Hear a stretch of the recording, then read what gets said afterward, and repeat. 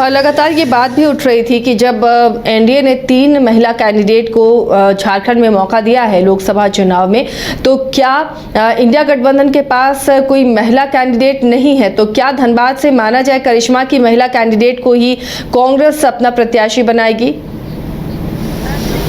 जी देखिए, अगर एनडीए की बात करेंगे तो सीता सोरेन, गीता कोड़ा और अन्नपूर्णा देवी को चुनावी मैदान में उतारा गया है और ऐसे में इंडिया गठबंधन के ऊपर कहीं ना कहीं एक प्रेशर जो है वो देखने को मिल रहा था और यही कहा जा रहा था कि शायद इंडिया गठबंधन की ओर से भी महिला प्रत्याशी को चुनावी मैदान में उतारा जाएगा, लेकिन अब तक महिला कैंडिडेट जो है चुनावी मैदान में नहीं उतरी है। बीच में जरूर अंबा प्रसाद का नाम सामने आ रहा था कि शायद हजारीबाग लोकसभा सीट से उन्हें ही टिकट मिल सकता है। राजद से ममता भूइया को मौका दिया गया है, तो चलिए एक महिला कैंडिडेट हम लेके चले, लेकिन कांग्रेस क्या कोई महिला कैंडिडेट उतारेगा इस चुनावी मैदान में?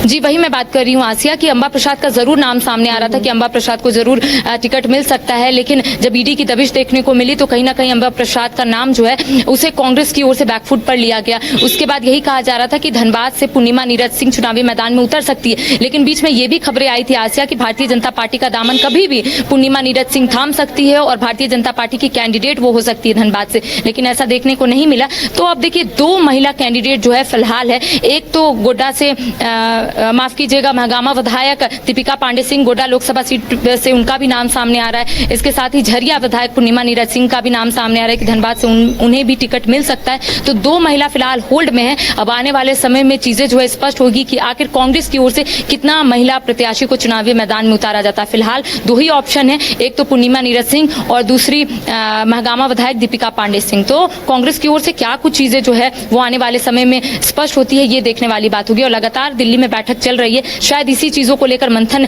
जारी होगा कि कांग्रेस की ओर से कौन महिला कैंडिडेट जो है वो सामने आती है और चुनावी मैदान में उतरती है। जी चलिए, शुक्रिया करिश्मा इस तमाम जानकारी के लिए। तो फिलहाल अब कल्पना सोरेन गांडे उपचुनाव में किस्मत आजमाती हुई नजर आएंगी और पूरे तरीके से वो एक राजनीतिक की तरह अब व्यवहार कर रही हैं और आज उन्होंने जिस तरह से तमाम कार्यकर्ताओं और पदाधिकारियों से मुलाकात की है, तो आने वाले दिनों में गोड्डा से एक मजबूत प्रत्याशी के तौर पर वो चुनावी ताल ठोकती हुई नजर आएंगी।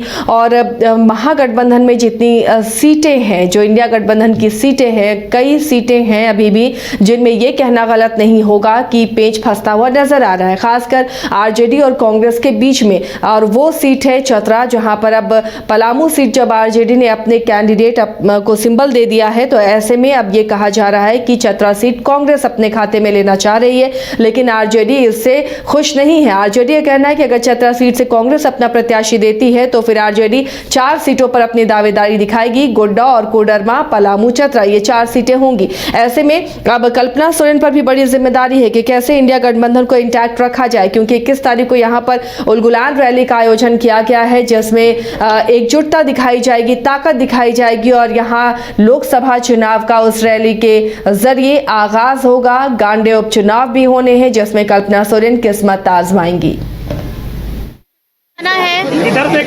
जगन्नाथ चाचा जी का पहला पुण्यतिथि है, वहाँ उनकी धर्मपत्नी जी से भी, उनके परिवार से मुलाकात करनी है, तो आज बहुत ज़्यादा बातें नहीं हो पाई हैं। तो बस यही मेरा कहना था कि आप इस रैली को मजबूती के साथ सारे के सारे हमारे गठबंधन के जितने लोग हैं, आज पार्टी के यहाँ पे लोग जितने आए हैं, सभी से यही दरख्वास्त किया कि बढ़ चढ़ करके हिस्सा लीजिए।